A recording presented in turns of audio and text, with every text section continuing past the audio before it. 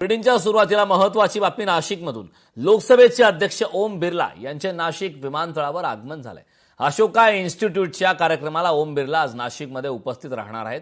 नाशिक दौऱ्यावर असलेल्या लोकसभेचे अध्यक्ष ओम बिर्ला हे विमानतळावर पोहोचले असताना नाशिकच्या जिल्हाधिकाऱ्यांसह सर्व प्रमुख अधिकाऱ्यांनी त्यांचं स्वागत केलं। दिंडोरी आणि मालेगाव लोकसभेचे सदस्य भास्कर भगरे आणि शोभा बच्चाव हे देखील ओम बिर्ला यांच्या स्वागतासाठी विमानतळावर उपस्थित होते। त्याची दृश्य आपण लोकशाही मराठीवरती पाहतो। लोकसभेचे अध्यक्ष ओम बिर्ला नाशिक दौऱ्यावर आहेत। नाशिकमध्ये ऑपरेशन टायगरची चर्चा आहे। ठाकरे सेनेचे 10 ते 12 आमदार शिंदेच्या शिवसेनेच्या गळाला लागण्याची शक्यता आहे। कुंभमेळ्याचा पैसा फोडाफोडीसाठी वापरणं सुरू आहे। नाशिकमधील ऑपरेशन टायगरवर आता अरविंद सावंत यांनी प्रतिक्रिया दिली। त्यांना काय आता तिथे कुंभमेळ्याचे पैसे आलेत ना, त्याचा वापर कसा करणार? रस्त्यात खड्डे ठेवा आणि लोक विकत घ्या। संबंध देशामध्ये मंदिरांमधला भ्रष्टाचार, एक मुख्यमंत्री सांगा, बिस्वा त्यांनीच आरोप केला, भारतीय जनता पार्टीने पुस्तिका काढली, पराभव झाल्यानंतर त्याला जिंकला म्हणून त्याला आपल्याकडे घेऊन मुख्यमंत्री केला। सुवेंद्र कुमार जे तुमचे पंतप्रधान, जेब में पैसा डाल रहा था असा डायलॉग पंतप्रधानांनी मारला होता, आठवतो का? ते त्यांचे मुख्यमंत्री। आता तुमचे ते मोहन यादव मध्य प्रदेशचे। बोगस बियाण्यांवरून काँग्रेस नेत्या यशोमती ठाकूर आक्रमक झाले। सरकारकडून शेतकऱ्यांसोबत लुबाडणूक सुरू आहे, यशोमती ठाकूर यांनी सरकारवरती टीका केली। बोगस बियाण्यांवर एकही आमदार बोलायला तयार नाही।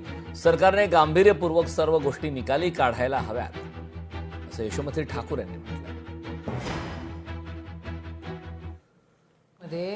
अमरावती जिल्ह्याचा एकही आमदार ओरडायला तयार नाही। सगळे सत्ताधारी आमदार आहेत या ठिकाणी आणि मंत्री महोदय म्हणतायत की आम्ही त्यांच्यावर ऍक्शन घेऊ। अरे ऍक्शन घ्या ना तुम्ही जर कडक असते तर ह्या अशा कंपन्या, बोगस कंपन्या तयारच झाल्या नसत्या, पण तुमचं लक्षच नाहीये शेतकऱ्यांकडे। सरकारची जर इच्छाशक्ती कमजोर आहे त्याला आपण काय करू शकतो? सरकारने जर इच्छा ठेवली तर बोगस बियाणं अजिबात मार्केटमध्ये येऊ शकत नाही। पण आता येतंय, सरकारला काही घेणं देणंच नाहीये कोणत्या गोष्टीचं। सरकार काही करू शकतं, सरकारच्या मनातच नाहीये तर मग काय ते ऍक्शन मध्ये दिसणार आहे? भोंदूबाबा फिरोज शेखला 2 दिवसांची पोलीस कोठडी सुनावण्यात आली। 14 तारखेला पुन्हा कोर्टामध्ये हजर केलं जाणार आहे। गिरिजा राऊत यांनी आरोप केलेला भोंदूबाबा फिरोज शेख याला ताब्यात घेण्यात आलं। माजी खासदार विनायक राऊत यांची सून गिरिजा राऊत यांच्यावरती मांत्रिक मंत्रोपचार करणारा बाबा फिरोज शेख आहे आणि आता ताब्यात घेण्यात आलंय। पोलीस कोठडी सुनावण्यात आली।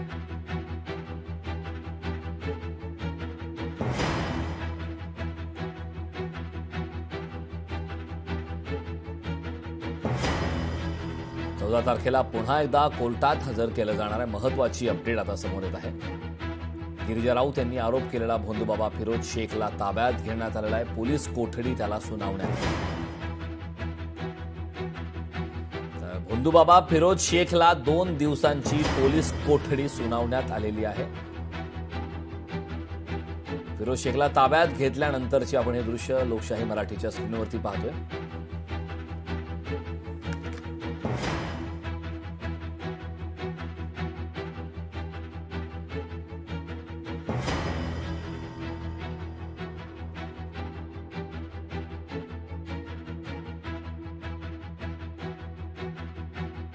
गिरिजा राऊत यांनी गंभीर प्रकारचे आरोप केले आणि त्यानंतर आपण दृश्य पाहतोय त्याचे परिणाम भोंदूबाबा शेखला ताब्यात घेण्यात आले।